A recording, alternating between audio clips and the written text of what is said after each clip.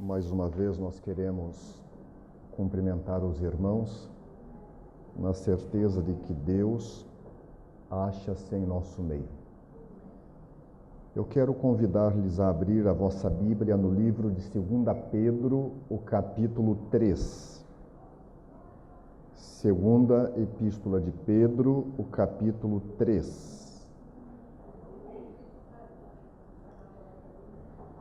Eu estava ali a pensar. Tínhamos uma saída para um lugar chamado Monte Junto e nós não fomos por causa do clima. Tínhamos uma data para conhecer as Berlengas e nós tivemos que alterar e fomos para 15 de setembro e vamos ter que mudar a data de novo. Não fui ao Monte Junto, nessa data não vou às Berlengas e nem você, mas eu espero que para o céu todos estejamos bem firmes a caminho, né? Sem mudar a data e o lugar. Mas Deus tem os seus planos e nós vamos ajustando as coisas segundo a vontade do Senhor. Curve a sua fronte. Pai de amor, a Bíblia está aberta e nós vamos, nesse instante, clamar ao Senhor para ouvirmos a Tua voz, depois de todo este momento da escola sabatina, da adoração infantil, dos dízimos e ofertas, do louvor, enfim, gratidão por podermos estudar a palavra neste momento. Ande em nosso meio e toca cada vida que aqui está e aquelas que assistirão ou estão assistindo neste momento. E nós rogamos, ó Deus, pela presença e o poder do Espírito Santo, em nome de Cristo Jesus. Amém. 2 Pedro, capítulo 3, nós vamos ler a partir do verso 9, quando a Bíblia diz: O Senhor não retarda a sua promessa, ainda que alguns a têm por tardia. O Senhor é longânimo para com vocês, não querendo que ninguém se perca, senão que todos cheguem ao arrependimento. O dia do Senhor, porém, virá como um ladrão. Os céus passarão com grande estrondo, e os elementos ardendo se desfarão, e a terra e as obras que nela há serão descobertas. Pois, se todas as coisas hão de assim perecer, que tipo de pessoas não devemos ser em santidade e piedade, aguardando e desejando ardentemente a vinda do dia de Deus, onde os céus em fogo se dissolverão e os elementos ardendo se fundirão? Nós, porém, segundo a sua promessa, aguardamos novos céus e nova terra, nos quais habita a justiça. 2 homens estavam trabalhando à margem da estrada. Vocês chamam aqui, eu acho que de berma ou berma, alguma coisa assim. E esses homens estavam ali fazendo um concerto naquele pedaço, naquela estrada. E eles resolveram fazer um cartaz. E eles escreveram nesse cartaz: o fim está próximo. Diz a experiência que muitos motoristas passavam e nem olhavam para aqueles homens e para o cartaz. Outros olhavam e não entendiam nada. Outros olhavam e bravejavam, xingavam: vão fazer alguma coisa, vocês não têm que fazer, seus desocupados. E alguns simplesmente viam, não falavam nada e iam embora em paz. Meia hora depois, um daqueles 2 trabalhadores olhou para o outro e disse: amigo, eu penso que nós deveríamos trocar o cartaz e escrever: a ponte caiu. A bem da verdade, irmãos, o fim está próximo. Eles não estavam se referindo a algo de fé, mas estavam dizendo que o fim da estrada estava próximo porque a ponte havia caído. Sabe? Muitos não deram atenção ao cartaz, não diminuíram a marcha, não pararam, não perguntaram, apenas avançaram. E certamente o fim foi um acidente. Nós, neste dia 20 e 7 de julho de 2024, não estamos, ou pelo menos não deveríamos estar preocupados com a ponte que caiu, com o fim da estrada, mas devemos estar focados no fim da história desta terra. No mês de junho estive estudando com os irmãos a respeito da volta de Jesus Cristo e os sinais, e entendemos naquele dia de que Jesus está chegando, e já podemos ouvir os passos de um Deus que se aproxima. Nós entendemos naquele dia de que, e foi onde eu terminei, não devemos estar vivendo de um modo que não gostaríamos de estar vivendo ao Jesus estar voltando. Nós queremos viver de um modo em que Jesus volte e nos ache fiéis e possa nos aprovar. Mas o fato é que o fim de todas as coisas está mesmo próximo. E cada novo dia se constitui numa nova oportunidade de sermos pessoas melhores do que nós fomos até hoje. Então nós entendemos que o dia 26, ontem, sexta-feira, é a história. Nós entendemos que o dia 28, amanhã, é um sonho e que nós queremos vivê-lo e fazemos planos, mas nunca esquecer de se Deus quiser. Se ontem é sonho, se ontem é história e amanhã é sonho, hoje, dia 27 de julho de 2024, é a realidade presente, única, que nós temos para escrevermos uma história de sucesso, de vitória e de salvação ao lado de Cristo Jesus. Ontem não volta, amanhã não sabemos se chega, mas hoje é o dia e agora é o momento de escrevermos uma história abraçados a Cristo Jesus. Irmãos,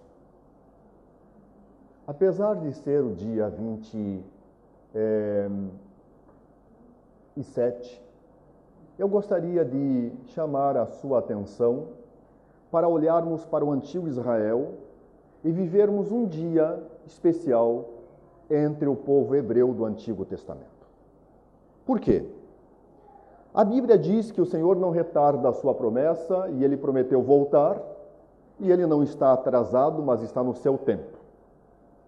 E eu tenho convicção disto porque a Bíblia diz, em Gálatas 4, verso 4, que vindo a plenitude dos tempos, Deus enviou o seu Filho nascido de mulher. Ou seja, no tempo certo, Jesus nasceu entre nós.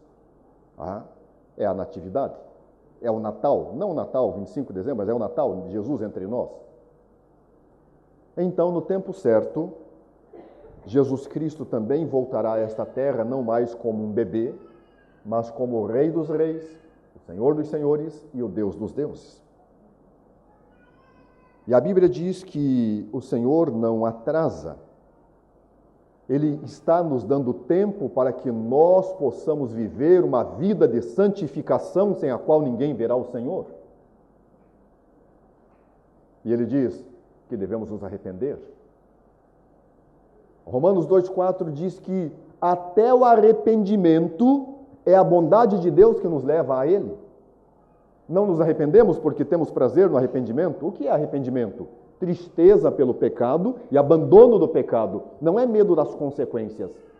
É reconhecer que erramos e não queremos mais viver no erro e nem errar mais. É lógico que nós devemos ter um certo cuidado com uma doutrina que não é do céu, que ela é do inimigo, chamada de uma filosofia chamada de perfeccionismo. O perfeccionismo não é bíblico, é antibíblico. Outro dia falamos disso, mas nós precisamos ser hoje melhores do que ontem. Ou seja, isso é santificação. E não é pelo nosso esforço, mas pela graça, pela presença e pelo poder de Deus em nós. Então, irmãos, nós devemos, movidos pela bondade de Deus, nos arrepender. E ao nos arrependermos, vamos confessar nossos pecados. E ao confessar nossos pecados, o Senhor vai nos justificar. E justificação é o oposto de condenação. Ele vai nos absolver e não nos condenar.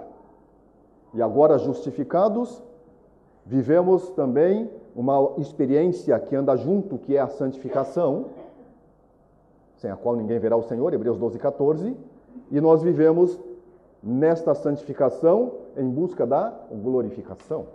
Mas disto falamos também depois. A Bíblia está dizendo que Jesus virá como um ladrão. Ele vai cumprir a promessa, ele virá, você goste ou não, queira ou não, esteja preparado ou não, Jesus voltará. E a Bíblia diz que ele vem como um ladrão, não para roubar o que temos, não para tirar de nós o que é nosso, mas aqui apenas para mostrar que ele vem sem aviso, que ele vem quando não esperamos, e que ele vem para cumprir a sua obra, que não é tirar, mas nos dar a consumação da salvação. E então, ao Jesus voltar, este mundo será convulsionado na sua totalidade, e a Bíblia diz que não sobrará mais nem raiz nem ramo das coisas passadas, porque tudo se fez novo. E Deus estará com o seu povo, e nós seremos povo de Deus, e viveremos com Deus para sempre. Agora, se Deus está nos dando tempo, agora, se é um momento de arrependimento, agora, se é um momento de temer a Deus e dar-lhe glória, porque chegada é a hora do seu juízo, como diz Apocalipse 6, então, irmãos, a Bíblia diz que devemos viver, verso 11, qual estilo de vida? Ei? Está aí? Qual estilo de vida devemos viver? Em santidade e piedade. Uma vida de santificação, como alguém já mencionou. Então devemos viver em santidade e piedade. Não pedindo, Senhor, espera um pouco, mas dizendo, Jesus, volte logo, nós queremos vê-lo e queremos ir para as mansões eternas.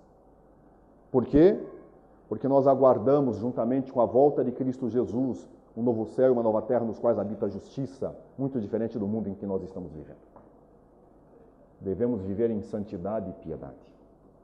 Com isso em mente, vamos esquecer que hoje é o dia 27 de julho. Se eu falar 29, não se assuste. Meu pai era do dia 29 e ele faleceu o ano passado, no mês de junho, faltando um mês para os 100 anos. Então, dia 29 de julho era o dia de aniversário do pai. Então, se eu falar, porque estou com isso no subconsciente. Mas hoje é 27 de julho, mas eu quero convidar você para nós vivermos o dia 10 do 7º mês do antigo Israel. Então, hoje é dia 10 de Tisri, ok? E o dia 10 de Tisri é dia de juízo em Israel. É o dia da purificação do santuário. Não era um dia comum, mas era um dia especial. Bem, o que acontecia no dia 10 de Tisri? O povo se reunia em comunhão e o sumo sacerdote entrava no Santíssimo do Santuário Celestial, do Santuário Terrestre. O sumo sacerdote entrava no Santíssimo do Santuário Terrestre, que foi erigido conforme o modelo mostrado do Santuário Celestial, sim. E quando o sumo sacerdote saía do Santo dos Santos, do santuário terrestre, ele trazia consigo os pecados de todo o povo que no santuário foram acumulados durante todo aquele último ano.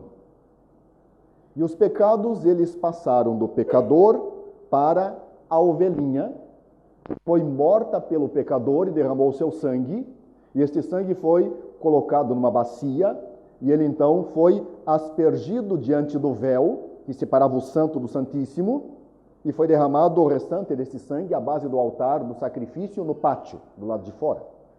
Então, através do sangue, os pecados do pecador passaram para o santuário e foram ali acumulados. Aquele sangue também foi ali, aqueles pecados também foram ali colocados, porque o sacerdote ele comia da carne do animal.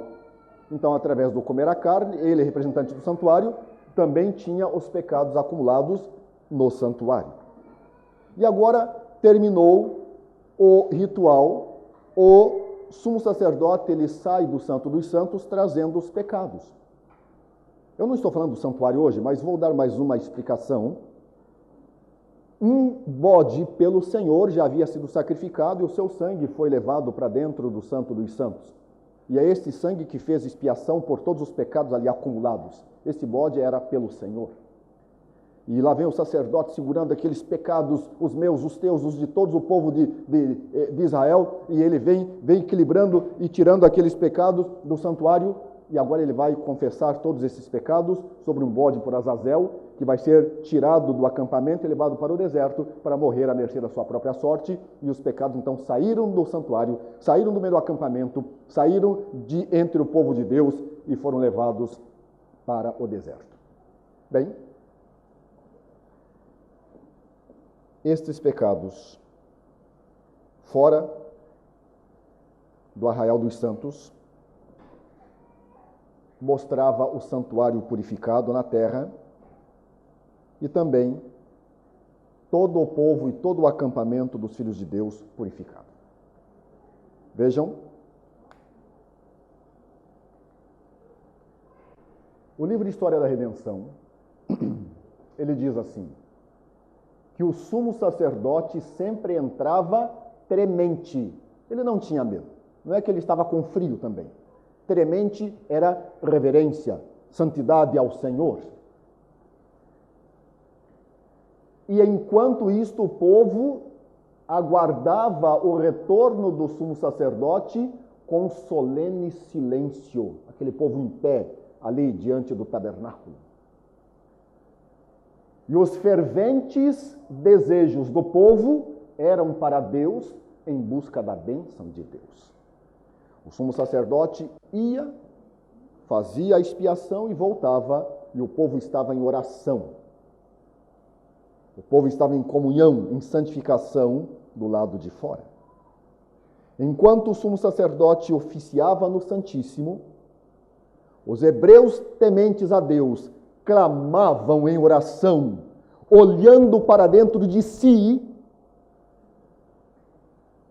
para terem convicção de que não havia ficado nenhuma nódoa, nenhuma mancha de pecado em vossa vida, a fim de permanecerem como povo de Deus. Por quê? Porque se algum pecado não tivesse sido confessado naquele decorrer de tempo, de ano, ele não passou para o santuário, mas ficou com o pecador. E naquele dia 10 de Tisri, quando os pecados eram retirados do santuário, na purificação do santuário terrestre, o pecador que não confessou o seu pecado, ele teria que ser banido de Israel, do povo de Israel, do acampamento de Israel. Os pecados saíam, mas o pecador saía também, aquele que não havia confessado os seus pecados. Irmãos e amigos, como adventistas do sétimo dia,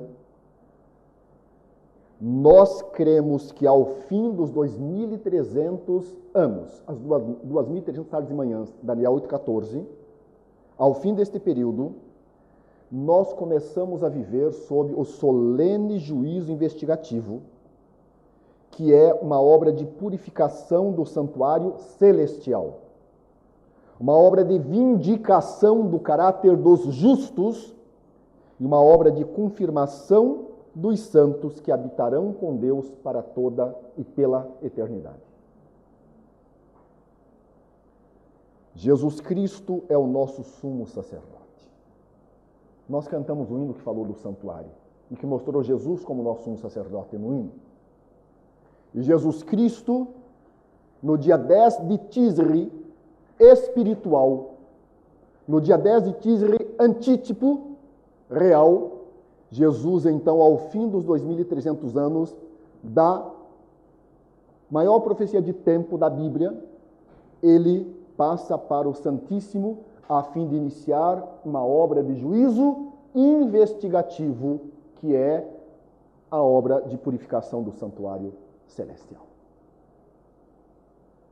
Como é que o povo de Israel ficava no dia 10 de Tisri aqui na terra? Em fervente oração, comunhão, consagração a Deus. E como é que nós devemos ficar hoje, enquanto o nosso sumo sacerdote está no Santo dos Santos, no santuário celestial? Em perfeita comunhão com Deus, em consagração da vida, em oração, em santificação, olhando para dentro de nós para ver se não tem nenhum pecadinho. Porque quando Cristo terminar sua obra de juízo investigativo, ele vai sair, ele vai dizer está feito, e ele vai sair trazendo todos os pecados em suas mãos, pecados que estão sendo removidos pelo seu sangue, que é o Cordeiro de Deus que tira o pecado do mundo, e vai colocar esses pecados sobre Satanás, que estará a perecer no deserto do milênio, e depois será consumido com fogo e enxofre para todo sempre, nessa terra que será renovada e purificada pelo fogo que desce dos céus. Mas, se um de nós tiver qualquer pecadinho, e para Deus não existe in ou ão, pecadinho ou pecadão, pecado é pecado. Se houver em algum de nós algum pecadinho que nós não nos arrependemos, nós também não confessamos. E se nós não confessamos, não houve o quê? Perdão. Então não fomos absolvidos. E assim como os pecados serão removidos do santuário celeste, nós também seremos removidos, banidos para sempre da eternidade, como o era aquele pecador entre o povo de Deus, era banido do acampamento e estaríamos perdidos para sempre. Por isso nós devemos fazer o que a Bíblia chama de afligir as nossas almas. É o que o povo fazia enquanto um sacerdote entrava no santuário terrestre. E o que é afligir nossas almas? Clamar a Deus, clamar intencionalmente a Deus, para que nos lembre de algum pecado que nós cometemos e nos esquecemos dele. Porque se esquecemos, não nos arrependemos. Se não arrependemos, não confessamos. Se não confessamos, não houve perdão. E o Espírito Santo há de tocar nossa mente, havemos de lembrar deste pecado. E se cairmos em nós, como o filho pródigo caiu em si, e reconhecermos o erro e nos arrependermos, vamos confessar. E a porta da graça está aberta e o Senhor ainda vai nos perdoar. Irmãos, vejam, alguém vai perguntar, mas existe alguma coisa para purificar no céu? Eu estava ali com os jovens na escola sabatina e ali entramos no assunto da origem do mal, e é o mistério da iniquidade, né? Num lugar perfeito surgiu o mal no coração de Lúcifer. É o mistério da iniquidade. Mas eu dizia, nós devemos viver o mistério da piedade, né? Cristo entre nós, Cristo em nós. Mas existe alguma coisa para purificar no céu? O mistério da iniquidade começou no coração de Lúcifer, um anjo perfeito no céu. Não no céu, mas no seu coração. Mas os pecados, o que vai ser purificado no céu? Vejam. Enquanto Jesus segue sua obra de juiz investigativo, desde 1844 até agora e até mais um período de tempo, Jesus passa em revista cada nome, incluindo o seu e o meu, com base nos registros celestiais. Os registros celestiais. Que registros são esses? O livro da vida, o livro memorial e o livro dos pecados, ou o livro da morte. Bem, os nomes de todos aqueles que viveram, estão vivendo e ainda viverão nesta terra, estão aqui anotados. Mas como? Não tenta basear o entendimento pela tua ou minha limitação, porque para Deus nada é impossível, Deus é soberano. Mas os nomes estão cá anotados. E o que está anotado no livro da vida? Se alguém precisa dos textos, me pede depois, que o tempo não vai me permitir ler. Mas, por exemplo, Apocalipse 21, 27, exemplo, os nomes, existem nomes no livro da vida. E o que está ali? No livro da vida está o nome de todo aquele que um dia aceitou Jesus Cristo como Salvador e Senhor pessoal. Pastor, mas e se ele abandonou a verdade, abandonou Jesus, virou as costas para Jesus? Ok. O nome dele ainda está anotado no livro da vida. Já vamos resolver isto aqui com a Bíblia nas mãos. O que está anotado no livro memorial? Malaquias 3, o verso 16. Toda palavra de fé, toda palavra e ato de compaixão, todo ato de amor, todo ato de justiça, toda a tentação que você resistiu, todo o mal que você venceu, todo ato de sacrifício por alguém ou por Cristo, todo o sofrimento e tristezas que você suportou por amor de Jesus Cristo, enfim, tudo o que de bom você viveu, falou, fez, influenciou, está anotado no livro das memórias. E o livro das memórias é como se fosse um diário de Deus. Lá na América do Sul, principalmente no Brasil, num passado de uns 35 a 40 anos atrás, muitas pessoas, principalmente as meninas, elas gostavam de escrever o seu diário, o seu dia a dia. Às vezes, naquele dia, ela olhou para um menino na escola e ela gostou daquele menino, ela escreveu lá que o fulano, né, não sei, o Pedro, o Henrique, né, o Wesley, e eu gostei daquele menino. Mas ela escrevia aquilo e fechava seu diário e colocava um cadeado pequenininho no seu diário e ela tinha a chave, né? E ela não queria que ninguém lesse o seu diário, só dela, é o meu diário. As coisas mudaram, né? Ninguém podia ler o diário. Hoje as pessoas fazem tudo. O que é certo é errado, postam no Face, no Insta e ficam bravas se o povo não vê, não olhar. Antes não podia olhar, hoje ficam bravas se não olhar. Tá? Bom, o livro memorial é o livro das memórias diante de Deus, daquilo que nós vivemos e vencemos ao lado do Senhor.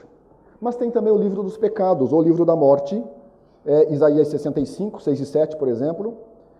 Aqui estão anotados os nomes e os pecados que cometemos. Ok?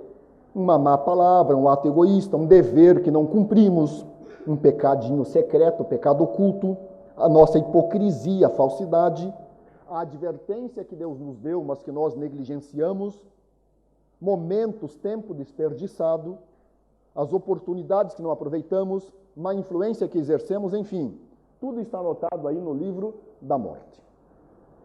Bom, estes são os livros que registram o teu e o meu nome, de nossos antepassados e de nossa descendência. Do mundo, o que nós vivemos está cá anotado. Ok. Dá uma olhada nesse texto cá. Cristo em seu santuário, página 115, diz assim: pecado sem arrependimento, tristeza e abandono. Então, pecados que não foram deixados não serão perdoados nem apagados dos registros, mas ali permanecem para testemunhar contra o pecador no dia de Deus, o dia 10 de Tisre, espiritual, o dia do juízo. Anjos de Deus testemunharam cada pecado registrando-o. E eu falei dos anjos outro dia num culto de oração, e essa semana eu vou falar de novo de anjos, lá na quarta-feira, aqui para esta igreja. Os anjos são testemunhas e anotam tudo, e anjo não mente. Ok? O pecado pode ser escondido, pode ser negado e encoberto de todos, menos de Deus. Bom, quando a pessoa abandona Jesus, ele aceitou, mas abandonou, o nome dele permanece lá. Já vamos resolver isso. Quando a pessoa confessa seus pecados e deixa, o nome dela não é apagado do livro da morte, mas ao lado do pecado é escrito o quê? Perdoado. Já vamos resolver isso cá. O que nós devemos ter bem claro na nossa mente é, Apocalipse 14, na primeira mensagem, a mensagem do primeiro anjo diz, temei a Deus. O sumo sacerdote entrava no santuário como? Tremente, não tremendo, mas com reverência, temendo, amando, respeitando a Deus. Temei a Deus, ame, respeite, obedeça a Deus, porque é chegada a hora do seu juízo. Estamos vivendo um período de juízo em que nós devemos afligir nossas almas para que nós possamos vencer pelo sangue de Cristo Jesus. Bom, deixa eu resolver essa questão aqui, que agora eu já entro do meio para o fim, para resolver a questão. Eu disse que quando você aceita Jesus, seu nome vai para o livro da vida, mas se você abandona Jesus, você está perdido, mas o nome ainda fica no livro da vida. Tudo que de bom você viveu está no livro memorial. Se você pecou, o seu nome vem para o livro da morte. Se você se arrependeu, você confessa, Deus perdoa. Ele não tira seu nome de cá, mas ele anota ao lado do seu nome esse pecado da mentira, do adultério, da falta de compromisso com a verdade, perdoado. Então, vou ilustrar como é que resolvemos a questão agora, a partir de 1844, quando, calculando o tempo, em Daniel 8 e 9, nós vemos que começou o período em 457 a.C., 2.300 anos, termina em 1844, no outono, mais precisamente dia 22 de outubro de 1844. Ali Jesus Cristo, que foi vítima na terra, ele foi a vítima, o Cordeirinho de Deus. Ele foi sacrificado aqui no pátio, na terra. Ele ressuscitou, amém por isto, Cristo vivo está. E ele ascendeu aos céus 40 dias depois, e então passou a interceder por nós, no ministério sacerdotal de Cristo. E no dia 10 de Tisre, o dia da expiação, Antítipo, Cristo passa para o Santo dos Santos, ele continua intercedendo por nós, mas agora começa a sua obra de investigação, que é a obra de purificação do santuário celeste. O juízo tem 3 fases, a investigativa, a judicativa e a executiva. Disso falamos outro dia, ok? Vamos olhar para nós hoje. Eu quero ilustrar este momento do dia 10 de Tisri, do julgamento, da purificação do santuário, com 2 personagens bíblicos. E o primeiro deles é Davi. Antigo Testamento. Pergunto, Davi aceitou Jesus Cristo como Senhor e Salvador de sua vida, sim ou não? Lógico que sim. Davi foi um homem de Deus, um homem segundo o coração de Deus, diz a Bíblia. Então o nome dele foi escrito no livro da vida. Davi fez coisas boas. Sim, fez sim, coisas boas fez. Tá? Vocês querem ver algo que foi para o livro memorial? Tá? Quando ele teve a oportunidade de matar a Saul, ele não matou porque Saul era ungido do Senhor. Ele foi tentado, mas não caiu na tentação. Isso foi anotado. Davi preservou a vida do homem de Deus. Tá? Ok. Agora a resposta que eu já ouvi, o não. Davi pecou? Sim. Então ele foi perfeito? A resposta é não. Então é a resposta que eu ouvi. Não, não foi perfeito. E os seus pecados vieram para o livro da morte. Davi pecou como? Davi cobiçou. Davi enganou. Davi adulterou. Davi matou. Mas como matou? Ele mandou deixar Urias lá no campo de batalha sozinho, ele matou. Ele foi a mente criminosa, ele matou. Pecados pesados aos olhos humanos. Mas pecado é pecado. E agora, então, Davi tem o nome nos 3 livros. Como é que se resolve isso? Nós não vamos resolver. Quem resolve é Deus soberano, mas ele nos mostra como isso está resolvido para que nós possamos viver a segurança da salvação. Então, vejam, olha só. Um dia Davi aceitou Jesus Cristo como Salvador e Senhor pessoal. Para nós, Jesus veio e já morreu por nós há 2000 anos atrás. Para Davi, Jesus viria no futuro e morreria para ele. Mas o fato é que Jesus veio vindicando os santos do Antigo e do Novo Testamento, do pré e do pós, vinda dele à Terra. E isso é suficiente. Morreu de uma vez por todas e esse sacrifício é suficiente para nos lavar e purificar todo pecado e nos salvar. Mas Davi pecou. E agora a Bíblia diz que o juízo começa pela casa de Deus. Quem foi o primeiro fiel a tombar pela morte na terra? Você lembra? Foi Abel.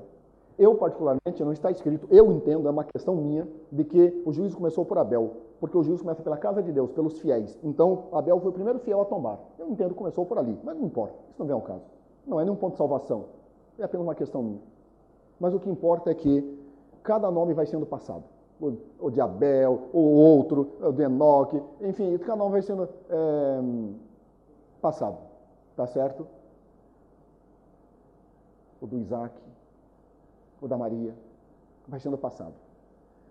A gente não sabe a ordem, mas em dado momento, Jesus Cristo chegou ao nome de Davi, que já havia morrido, obviamente, há muito tempo. E quando Jesus chega ao nome de Davi, ele vê o filho fiel de Deus. Mas como fiel? Enganou, adulterou, matou, roubou. Como fiel? Sim, fiel. Porque Davi, ele confessou seus pecados. E quando ele confessou seus pecados, ao lado desses pecados aqui, que eu falei, cobiça, engano, adultério, homicídio, foi escrito o quê? Perdoado. E por que foi perdoado? Pelo sangue de Cristo Jesus. Perdoado. E o nome ficou ali com a frase perdoado. Mas agora Jesus chega ao nome de Davi. E ele olha para o pai e diz: Pai, aqui está um homem segundo o seu coração. Pai, aqui está um homem que o Senhor escolheu para ser o rei de Israel, porque Saul foi infiel. Pai, aqui está um homem que ninguém dava nada para ele. Veja, quando Samuel foi lá para ungir um dos filhos de Jessé, ele queria começar logo pelo mais velho. E o Senhor foi mostrando que não é assim, porque o Senhor, Pai, não vê como o homem vê. O Senhor não vê o exterior, o Senhor vê o coração. O Senhor conhece a mente. E o Senhor, Pai, escolheu Davi, e Davi foi um grande homem para a nação de Israel, conduzindo este povo teu, ó Pai, para estar mais perto de Ti. E olha, Pai, em dado momento, Davi, quem sabe, se ensoberbeceu, se orgulhou de ser o rei, não mais um pastorzinho de ovelhas, mas o rei. E Davi, desocupado naquele dia, Pai, olhou para uma mulher que não era a esposa dele, e as coisas complicaram, porque Davi pecou, Pai. Mas pela nossa graça celestial, Pai, Davi foi tocado pelo Espírito Santo, ele caiu em si através do profeta Natã, ele reconheceu o seu erro e ele sofreu por seus pecados. E ele então confessou e Davi foi perdoado, Pai. Aqui está escrito perdoado. E agora, Pai, Davi continua sendo homem segundo o seu coração para sempre. Por quê? Porque o nome dele vai ser removido do livro da morte. Agora, somente agora. E vai permanecer no livro da vida, porque ele aceitou lá no passado Jesus Cristo e o que de bom fez no livro memorial. E nesse momento o nome de Davi é riscado do livro da vida, junto com seus pecados. E Davi mas eu estou vivo, né? É riscado do livro da morte, tá? Juntamente com os seus pecados, e permanece somente no livro da vida. E Davi está salvo para sempre, Pai. Graças ao Senhor, Davi está salvo. Sabe, irmãos, o Salmo 51, ele mostra ali a confissão de Davi. Ele diz: enquanto me calei, me secaram os ossos, eu quase morri.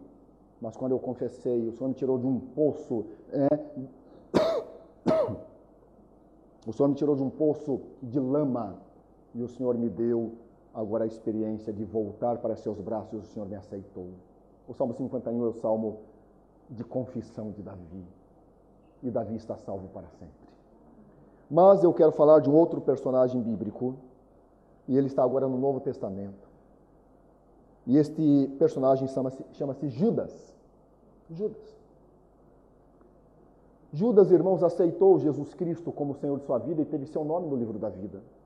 Judas tinha coisas boas, irmãos. O que ele fez foi para o livro memorial. Mas Judas pecou, sim ou não? Judas, ele amava o dinheiro, ele era um homem de avarento, de usura, um homem corrupto, um homem egoísta, um ladrão e um traidor. E tudo isso foi anotado no livro da morte.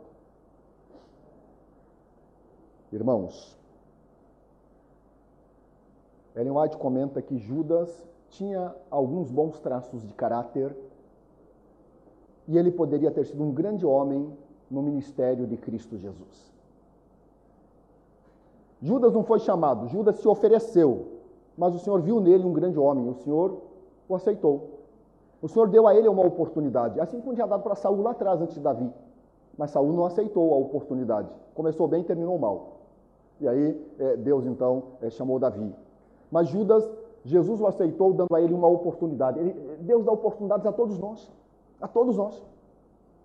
Mas muitas vezes nós começamos bem e terminamos mal. E muitas vezes nem começamos bem, já estamos mal desde o começo.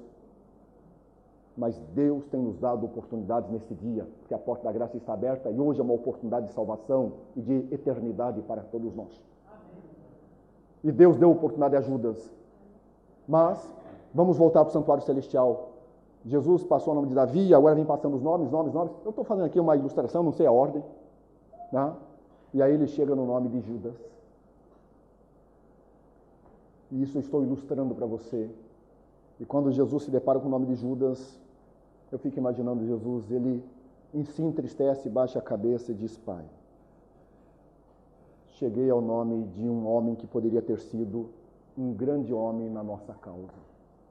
Judas, Pai. Judas eu não chamei, ele se ofereceu, mas eu vi, e o Senhor sabia que ele tinha um grande potencial. Ele poderia ter sido um grande líder, podia ter sido igual a um Pedro, igual a um Paulo, mas ele não aproveitou a oportunidade. Pai, Judas conviveu comigo 3 anos. Judas ouviu as minhas palavras, as minhas pregações, as minhas orientações. Pai, eu discipulei Judas como discipulei os outros 11. Pai, Judas viu os milagres que eu operei em teu nome, Pai. Ele viu leprosos sendo purificados, lembrei do Naamã aqui. Ele viu mudos falando, coxos saltando, surdos ouvindo. Ele viu pessoas sendo ressuscitadas pelo teu poder, ó Pai. Ele testemunhou, ele também glorificou ao Senhor naquele momento. Judas, ele pregou para outras pessoas. Ele falou que eu era o Senhor. Ele chamou a atenção das pessoas para ti. Mas Judas tinha no coração um amor ao dinheiro. E aquele dia, Pai, que Maria estava a me ungir, Ele foi um dos discípulos que disse: olha, que desperdício de dinheiro, podiam vender esse perfume e dar para os pobres. Sim, Pai, outros discípulos falaram, mas os outros não entenderam e queriam ajudar pobres mesmo. Mas Judas, se aquele dinheiro tivesse vindo para nós darmos para os pobres, Pai, o Senhor sabe que Judas era o tesoureiro dos discípulos, e ele ia pegar aquele dinheiro, e ele ia pegar parte do dinheiro para ele, roubando o dinheiro, e ia dar menos aos pobres, porque Judas era um ladrão. Mas eu trabalhei pela salvação de Judas, Pai. No dia da Santa Ceia eu lavei os pés do Pedro, do João, do Tomé, do Bartolomeu, eu lavei também os pés do Judas, mas Judas não quis. Eu não fiz diferença, eu lavei os pés de todos. Mas aquela noite, Pai, Judas saiu para me trair. É verdade, Pai, que alguém iria me trair, mas ai daquele que me traiu, e Judas me traiu. E agora caiu em si depois, mas não se arrependeu, caiu em si num remorso, com medo do que ia acontecer. E ele então tentou consertar, mas era tarde demais, Pai. E o pior, cometeu um outro erro, porque tirou a própria vida. Foi um assassino de si mesmo. Pai, no dia seguinte, quando nós passávamos, o Senhor viu aquela cena assustadora dos cães comendo o corpo de Judas. Um homem que teve tudo para ser um grande homem, um homem salvo, mas Judas não quis, Pai. Judas não quis. Eu fiz de tudo por ele, mas Judas não quis. E agora, nesse momento, triste, o Senhor Jesus Cristo tira o nome de Judas do livro da vida neste momento. E remove o que de bom ele havia feito no livro memorial. E seu nome permanece no livro da morte, e Judas está perdido para sempre. 2 homens que conheceram a Deus, que aceitaram a Deus, que viveram segundo a vontade de Deus, que pecaram também. Davi, salvo para sempre, e Judas, perdido para sempre, porque esta foi a decisão de cada um deles. E as nossas decisões hoje determinam o nosso destino amanhã.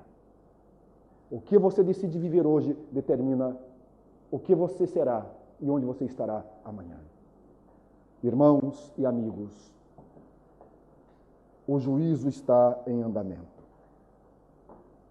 E o texto de 2 Pedro 3, 11 diz que devemos viver em santidade e piedade, porque Jesus Cristo está voltando. E então, o momento é de expiação, de purificação do santuário. Entenderam a purificação do santuário agora? Lógico, muitos já sabiam disto, relembramos. Mas entenderam que os nomes estão passando e nada pode ser escondido aos olhos de Deus. Os anjos testemunharam. E hoje é dia de salvação, porque enquanto a porta da graça está aberta, há oportunidade de eu voltar do meio dos porcos, da lavagem dos porcos, para a casa do Pai, como um crente pródigo. E o Senhor vai fazer festa com o nosso retorno, porque o filho perdido voltou, o filho morto reviveu. Hoje é dia de salvação, mas nós precisamos, pelo sangue de Cristo, clamar ao Senhor para que nosso nome seja riscado do livro dos pecados e permaneça para sempre no livro da vida. E a Bíblia diz: somente quem tem o livro, ou o nome do livro da vida do Cordeiro, é que estará salvo para sempre. Irmãos, se você deseja ter seu nome conservado no livro da vida, agora, nestes poucos dias de graça que ainda temos, você precisa afligir a sua alma diante de Deus, em tristeza pelo pecado, não importa se é um pecadinho ou um pecado que você muito acaricia, em tristeza pelo pecado, e afligir sua alma em arrependimento verdadeiro. E é a bondade de Deus que nos leva ao arrependimento. Tristeza e abandono do pecado. Arrependidos vamos confessar. Confessando o pecado específico, o Senhor vai perdoar e vai escrever perdoado. E em algum momento, antes de fechar a porta-graça, Ele vai riscar nosso nome do livro dos pecados e estaremos com o nome do livro da vida e salvos para todo sempre, em nome pelo sangue de Cristo Jesus. Ah, irmãos, afligir a alma é olhar para dentro de si. Lá no Brasil tem um programa muito assim, eu vou usar um termo mais leve, né? Muito ruim, chamado Big Brother Brasil. Todo mundo quer ver a vida dos outros.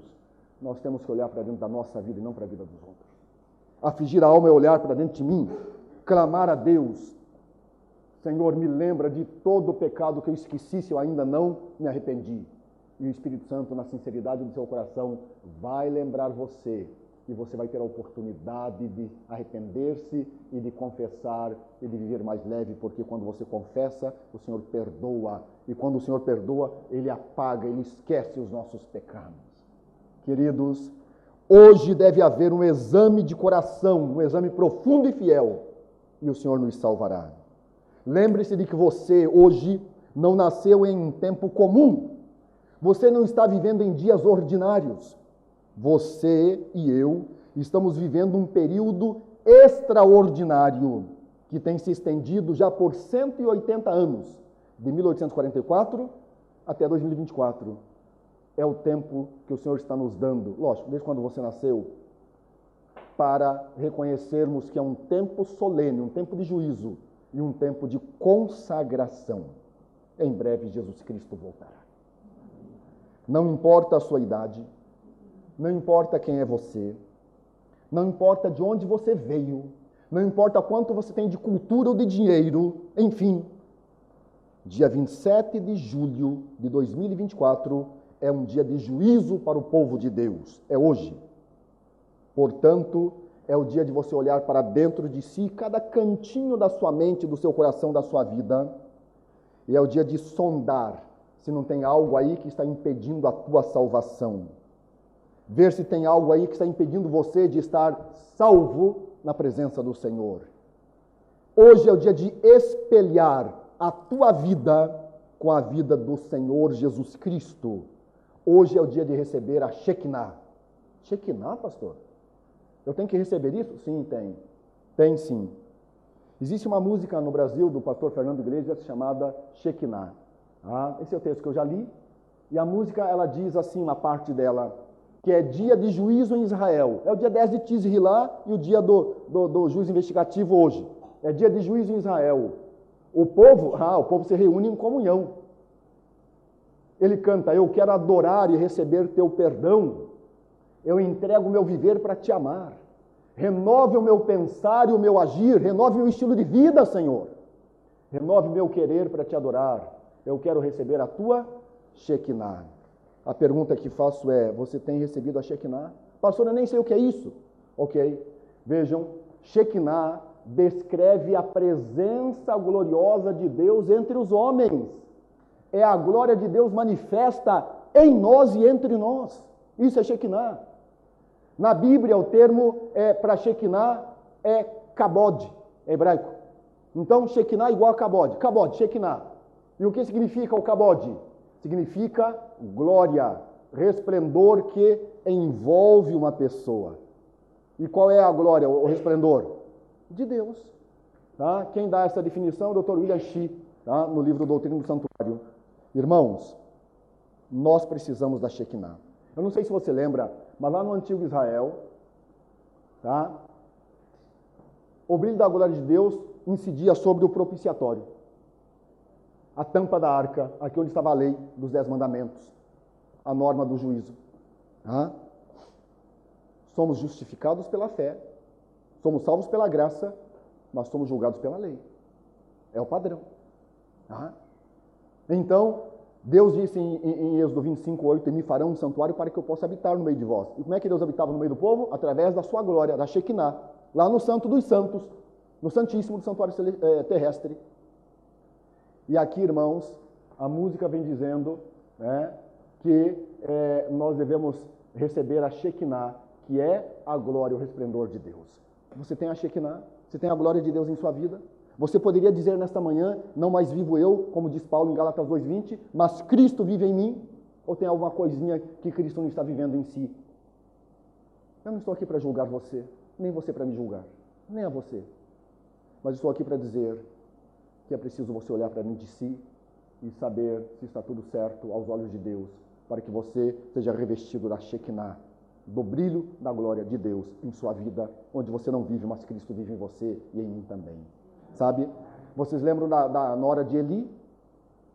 Os filhos de Eli estavam ali com o povo de Israel, numa batalha com os filisteus venceram a batalha e levaram a arca embora, tá certo? Os filisteus venceram a batalha e levaram a arca embora. Nesse momento da vitória dos filisteus, eles mataram os 2 filhos de Eli. Eli soube da morte dos filhos, caiu da cadeira, quebrou o pescoço e morreu. Mas nesse momento nasceu o netinho de Eli. Nasceu um bebê. E a nora de Eli, naquele momento, soube da morte do esposo e do cunhado, da morte do sogro, e soube que a arca foi levada pelos filisteus. E você lembra o nome que ela deu para o filhinho dela? Icabode. Icabode. O que é Icabode? Foi-se a glória. Icabode é foi-se a glória. Que você não viva o Icabode, que a glória foi-se de sua vida, que Deus não está contigo, mas que você viva que você viva o Cabode, o brilho, o resplendor da presença da glória de Deus em seu viver, e que você tenha a esperança e certeza da salvação em Cristo Jesus. E aí, estou falando a pessoas que almejam ver Jesus Cristo, estou falando a pessoas que querem ser santificados para viverem o brilho da glória de Deus, não viverem mais si, mas Cristo em vós. Estou falando a pessoas que vão afligir suas almas em reverência e adoração, em santificação, enquanto Cristo está no santuário celestial. Hoje é um dia de salvação. Que a glória de Deus revista a sua vida e a minha, e que nós sejamos santos filhos de Deus, na esperança e na certeza de que nós viveremos com Cristo Jesus para todo sempre no reino celestial. Temei a Deus e dai-lhe glória, vivendo em santidade e piedade, para a glória de Deus e vossa bênção, em nome de Cristo Jesus. Amém.